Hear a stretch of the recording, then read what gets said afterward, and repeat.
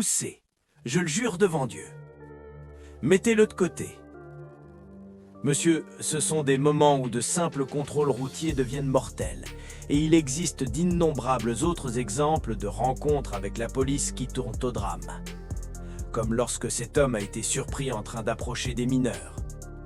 Ne rendez pas la situation pire.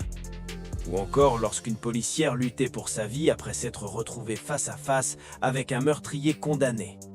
Non. Commençons d'abord par examiner le cas dévastateur de Gregory Griffin. Montrez-moi vos mains! Montrez-moi vos mains! Les mains! Dans la nuit du 28 janvier 2019 à Newark dans le New Jersey, la police procède à un contrôle routier d'une Chrysler 300 occupée par 2 hommes. Mais le conducteur refuse de couper le moteur et lorsque l'agente aperçoit une arme, elle fait exactement ce qu'elle redoutait. Coupez le moteur! Coupez le moteur! Coupez-le! Hein? Coupez le véhicule!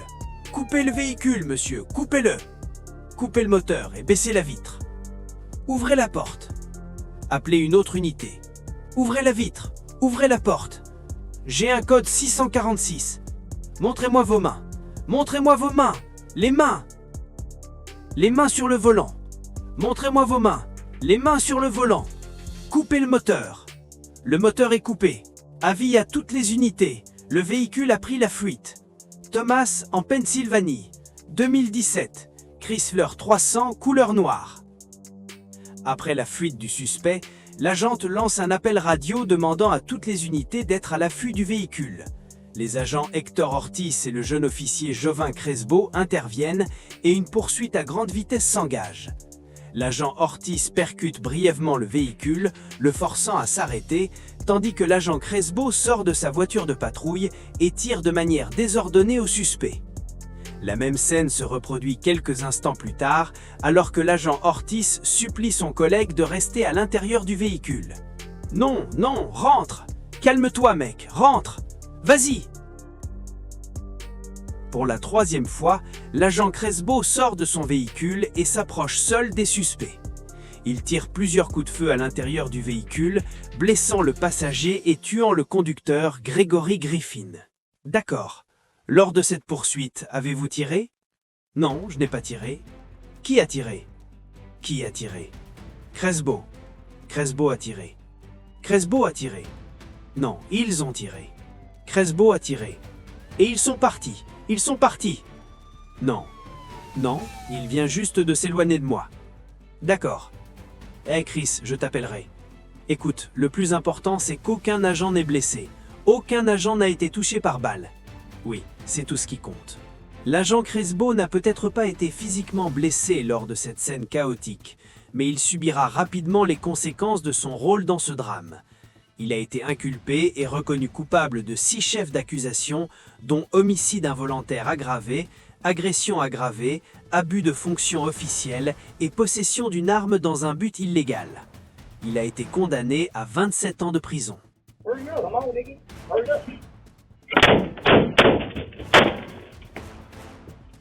Le chaos a éclaté un soir dans une supérette de Dearborn lorsqu'un homme masqué, vêtu de noir, a fait éruption dans le magasin et a ouvert le feu sur 2 personnes différentes lors d'un braquage à main armée audacieux.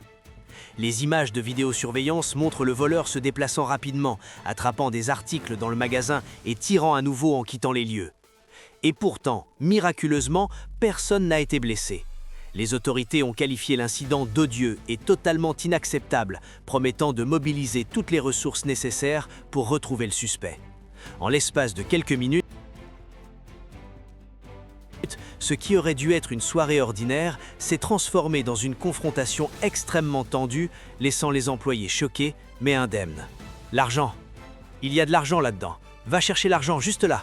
Des images de vidéosurveillance provenant du Royaume-Uni montrent une confrontation tendue à l'intérieur d'une petite épicerie. Un voyou masqué fait irruption en brandissant un grand couteau et passe derrière le comptoir en exigeant de l'argent. Mais le propriétaire pakistanais du magasin reste calme, presque trop calme. Tandis que le braqueur hurle pour que la caisse soit ouverte, le propriétaire insiste sur le fait qu'il n'a pas la clé. Frustré, le malfaiteur commence alors à saisir des paquets de cigarettes. C'est à ce moment-là que la situation bascule. En un mouvement rapide, le commerçant arrache le couteau directement de la main du voleur. La stupeur se lit sur le visage du criminel. Son arme et tout contrôle de la situation ont disparu. Il recule, chanceux de s'en sortir vivant. Alors, comment tu l'ouvres? Non. D'accord, fais-le. Ouvre. Ouvre. Comment? Comment? Ouvre la caisse. Non. J'arrive seulement. Écoute. Ouvre la caisse. Non, mec. Comment l'argent est là-dedans? Je ne sais pas, mec. Attends. Je ne sais pas. Vérifie toi-même. Je ne sais pas, frère. Ouvre ça. Comment tu ouvres le sac? Recule. Non, mec. Non. Je ne sais pas. Je viens juste de mettre ça. Mets le bois. Tu cherches les ennuis. Allez. Allez. Tu m'appelles? Ça va? Oui. Notre objectif est modeste, mais il compte beaucoup pour nous. Atteindre 1000 abonnés. Si vous appréciez nos vidéos, pensez à vous abonner et à soutenir notre aventure.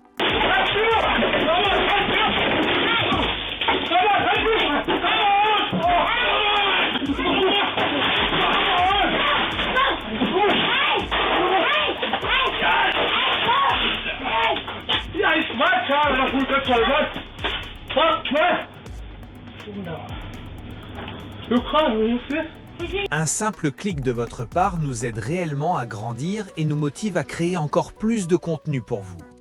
Des images de vidéosurveillance capturent le moment où un voleur arrogant entre dans un magasin, persuadé qu'il pourra facilement dévaliser une caissière. Mais il était sur le point d'apprendre une leçon douloureuse. L'homme se précipite derrière le comptoir, s'empare de l'argent dans les caisses, convaincu que personne n'osera l'arrêter. Mais en quelques secondes, la caissière riposte avec une détermination sans peur, lui assénant un coup qui le fait chanceler. Des images de vidéosurveillance de Philadelphie montrent une scène terrifiante à l'intérieur d'une petite supérette. 3 hommes masqués font irruption. Leur cible est claire et leur assurance glaçante. L'un d'eux s'avance vers le comptoir, fixe le caissier, puis sort une mitraillette directement de sa ceinture. Les autres se positionnent près de la porte, prêts à intervenir si quelqu'un ose bouger. Terrifié, le caissier remet l'argent pendant que l'homme armé garde son arme levée, le doigt tremblant sur la détente. En quelques secondes, les hommes disparaissent aussi vite qu'ils sont arrivés, laissant derrière eux un employé sous le choc et un rappel brutal qu'à Philadelphie, même en plein jour, la sécurité n'est jamais garantie. Des images de vidéosurveillance du Sam Smith Market à la Nouvelle-Orléans capturent un braquage à main armée terrifiant qui s'est transformé en confrontation mortelle. 2 hommes masqués font irruption dans le magasin, criant de donner l'argent et pointant leurs armes sur les employés. Mais ce qu'ils n'avaient pas prévu, c'est que le vendeur était lui aussi armé. Alors que les braqueurs saisissent des objets sur le comptoir, l'employé attend le bon moment, puis sort son arme et ouvre le feu. Un des suspects est touché à plusieurs reprises et décède plus tard à l'hôpital. L'autre, Tani Juarez, âgé de 18 ans, est arrêté peu après. Le gérant déclarera plus tard « Nous portons tous des armes, mais nous espérons ne jamais avoir à en nous servir. Dans ce cas, nous n'avions pas le choix. » Ce qui avait commencé comme un simple braquage s'est terminé dans le chaos. Un rappel clair que parfois, le chasseur devient la proie. Monsieur, arrêtez-vous. Taser, taser. Taser déclenché. Taser déclenché. Gardez le taser pointé sur lui.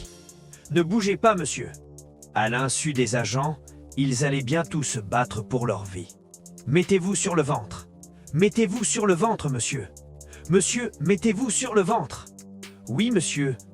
Allez-vous vous mettre sur le ventre, monsieur? Je vais vous taiser à nouveau. Mettez-vous sur le ventre. Ce sera la dernière fois que je vous parle. Mettez-vous sur le ventre. Restez couvert, monsieur. Monsieur, mettez-vous sur le ventre. Allez-vous vous mettre sur le... Je vais devoir vous menotter. J'essaie de vous traiter avec respect, monsieur. Je vais vous retourner physiquement. D'accord. D'accord. Monsieur. D'accord. D'accord. Qui êtes-vous en train d'appeler? D'accord. D'accord. Non. Arrêtez. D'accord. D'accord. Mettez vos mains derrière le dos. Mettez vos mains derrière le dos. Lâchez l'arme. Taisez-le encore. Reculez complètement. Taser. Taser. Taser. Je l'ai. Tirez-lui dessus. Tirez-lui dessus. Attention. Attention. Tirez-lui dessus. Attention. D'accord. Qu'est-ce que c'est? Mettez vos mains derrière le dos. Il commence à résister. Exécutez. Exécutez. Allez, arrêtez de résister. Tournez-vous sur le dos. D'accord, je le fais. Sortez les menottes. Je le fais. Je m'appelle Phil. Sois calme maintenant. Mon taser est bloqué. C'est bon. C'est bon. C'est bon maintenant. On l'a menotté. 14. D'accord. D'accord. Il se débat encore. Attendons qu'il soit totalement maîtrisé. Tenez la radio. 5 Delta 14. Besoin de renfort. Je ne me rendrai jamais. Je ne me rendrai jamais. Restez au sol. Ça va. Del Rey arrive avec un dispositif de contention. Je ne me rendrai jamais. D'accord, monsieur. On vous tient. Il faut lui mettre les entraves aux jambes. Oui. D'accord. Que personne ne fasse quoi que ce soit d'autre. D'accord. Il faut lui mettre les entraves aux pieds. Personne d'autre ne fait ça. Voyons si on peut trouver une victime. Une victime? Oui. Oui. D'accord. Y a-t-il une autre victime? Ah oui, il a agressé le voiturier. Il aurait pu. D'accord. Où est-il? Je l'emmène en bas. Tu vas l'emmener en bas? Très bien. Cette nouvelle chanson a un mouchard. Mon Dieu, qu'est-ce qui se passe? Je ne douterai plus jamais de toi, Seigneur. Je ne douterai plus jamais de toi. Je ne douterai plus jamais de toi. Il aurait pu te poignarder ou te frapper avec ce couteau. Le couteau? Ce type tenait un couteau. Qu'est-ce que tu veux dire par tu es entré? Oui, j'étais à l'intérieur. Il a commencé à me regarder et je n'ai pas tout de suite remarqué que c'était un couteau qu'il tenait. Je n'y ai pas vraiment prêté attention. Puis j'ai commencé à dire « Hé, qu'est-ce qui se passe? Qu'est-ce qui se passe ?» Il a commencé à marcher vers moi en faisant des gestes menaçants. Il disait « Montre-moi la chambre, laisse-moi entrer dans la chambre. » Je ne savais pas de quelle chambre il parlait. Il répétait « Montre-moi la chambre, montre-moi la chambre. » Je lui disais « De quoi tu parles? De quoi tu parles ?» Et là, il m'a attrapé par le cou. Il m'a plaqué contre le mur et il a mis le couteau devant mon visage, comme ça.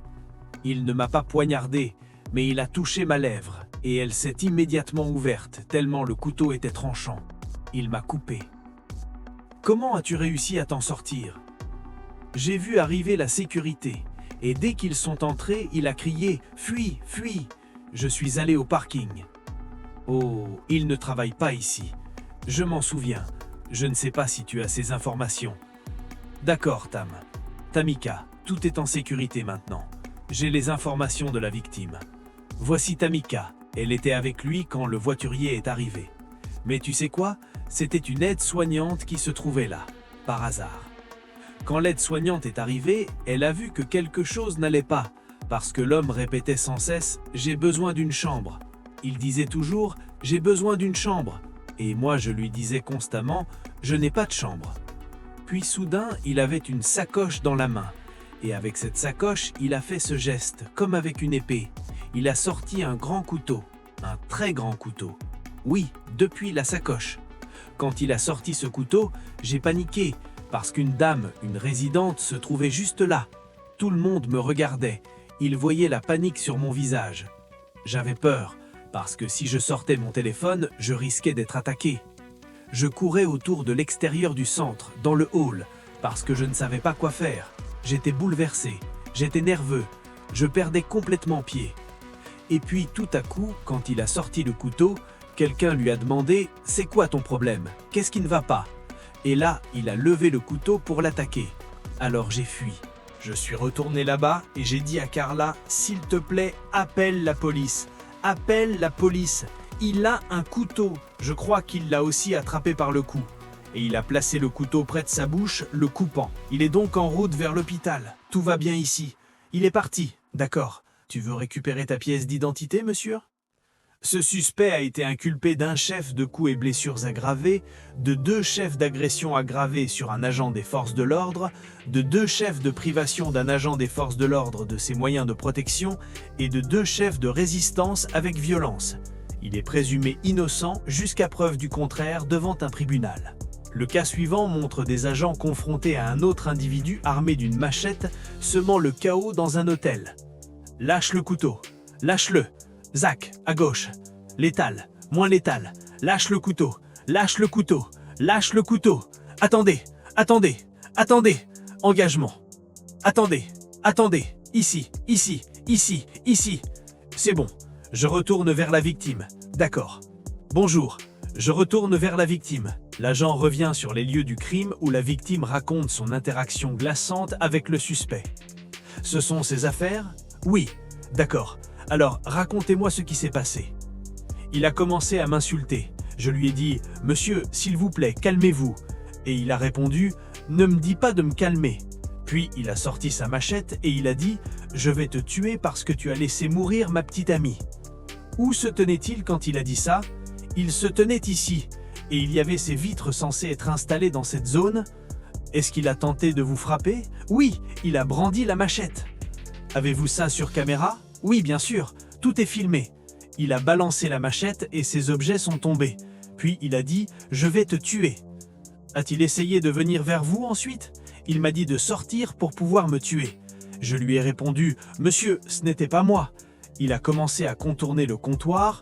Quand je l'ai vu faire le tour, je me suis baissé derrière le comptoir, puis il est revenu en arrière. Donc il a essayé de vous attaquer? Oui, en disant « Je vais te tuer ». Après avoir déjà tenté de vous frapper? Oui, monsieur. Je n'allais pas m'en sortir. Il est revenu une deuxième fois. J'ai attrapé mes clés et j'ai attendu qu'il fasse le tour et quand il était de l'autre côté, j'ai couru jusqu'à ma voiture et je suis parti. Où étiez-vous quand il a frappé avec la machette? J'étais assis. Je lui parlais au début, puis soudain, je vais te tuer. Et ces choses-là sont tombées sur moi. Ce suspect a été inculpé de tentative de meurtre au premier degré, de cambriolage à arme armée, d'enlèvement à arme armée, d'agression aggravée avec une arme mortelle, d'entrave aux témoins pour empêcher la communication avec les forces de l'ordre, de séquestration à arme armée, de dégradation criminelle et de résistance sans violence. Il est présumé innocent jusqu'à preuve du contraire devant un tribunal. Les policiers redoutent deux types de moments. La lame qui fonce vers vous et la main qui se dirige vers quelque chose qui ne lui a jamais appartenu, votre arme. Et ces deux vidéos montrent les deux situations l'une après l'autre. Un niveau de folie que l'on n'oublie jamais. Vous entrez dans ce hall et vous voyez un homme s'assis calmement derrière le comptoir du concierge comme s'il attendait d'enregistrer un client. Puis il se lève avec une machette aussi grande que pour débroussailler un terrain. Car le danger ne fait pas toujours irruption en hurlant. Parfois, ça commence avec quelqu'un qui semble parfaitement normal et en 5 secondes, il tente de vous ouvrir en deux. Au moment où il avance vers les agents avec la lame, on sent que ça arrive. Et les ordres ne signifient absolument rien à un esprit déjà détaché de toute notion de normalité. C'est cette partie qui m'a empêché de dormir. J'ai été forcé de juger les intentions d'une personne plus vite que je ne pouvais formuler une pensée. Et une seule mauvaise interprétation peut mener des gens à lire votre avis de décès. Avant même l'arrivée de la police, cet homme avait déjà montré exactement qui il était. Quelqu'un qui n'hésite pas à faire du mal. Ces confrontations ne concernent pas seulement la lame ou la tentative de saisir une arme. Elles montrent à quelle vitesse un être humain peut passer du calme à la violence mortelle. Les policiers reçoivent rarement des avertissements. Ils ont quelques secondes. Et quand vous devez lire les intentions sur l'instant, sachant qu'une seule erreur peut mettre un terme à une vie, c'est extrêmement terrifiant. Voilà la leçon. Le danger n'est pas toujours l'arme. C'est le moment où vous réalisez que vous devez vous battre pour votre vie et que vous feriez mieux d'être prêt.